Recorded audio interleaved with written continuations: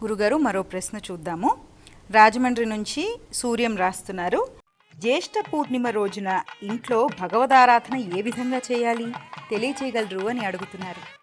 పౌర్ణమి రోజున భగవతి ఆరాధన ఇది జ్యేష్ఠ పూర్ణిమ అన్ని పూర్ణిమలకి వర్తించేటువంటి ఒక విశిష్ట ఆరాధన ఏమిటి అంటే సాయంకాలం పూట సాక్షాత్తు చంద్రుణ్ణి చూస్తూ, ఇక్కడ 2 రకాలుగా చేస్తారు ఈ వ్రతాన్ని.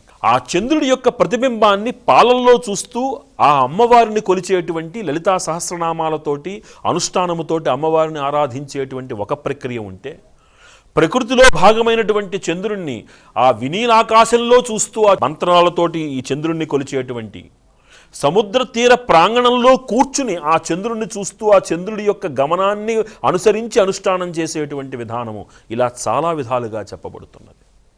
అయితే గృహస్థులుగా కొన్ని పరిమితులు ఉంటాయి మనకి, ఎక్కడికి పడితే అక్కడికి వెళ్ళలేం మనం. అందుకని ఈ పూర్ణిమ తిథి నాడు మంత్ర సాధకులైనటువంటి వారు తెల్లవారు పూట జాగారం చేస్తూ చంద్రుడి గమనాన్ని అనుసరించి అనుష్ఠానం చేయడం అనేటువంటిది చెప్పదగినటువంటి సూచన. ఇక ఇంట్లో ఉండేటువంటి గృహిణులు వాళ్ళకి అవన్నీ కుదరకపోవచ్చు. కుదరకపోయినంత మాత్రాన అయ్యో ఎట్లా అనుకోక్కర్లా. అలాంటి వాళ్ళు చక్కగా చంద్రుణ్ణి ఇందాక చెప్పినట్టుగా చంద్రబింబాన్ని పాలల్లో చూస్తూ కొలుచుకోవచ్చు. ఆ రోజున శివాలయమునందు ఈశ్వరుడికి ఆవు పాలతో అభిషేకం చేసి ఈశ్వరారాధనతో కూడా మనం శివుని యొక్క అనుగ్రహాన్ని, పరిపూర్ణ అనుగ్రహాన్ని చంద్రుడితో పాటుగా కూడా పొందవచ్చు. పౌర్ణమికి ముందు వచ్చేటువంటి త్రయోదశి నాడు ప్రదోషంలో అభిషేకం చేయడంలో ఆంతర్యం అదే మనకి.